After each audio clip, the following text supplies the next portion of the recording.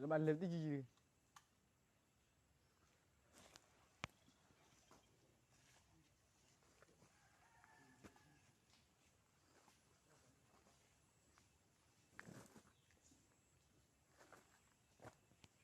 Dia tidak kabir.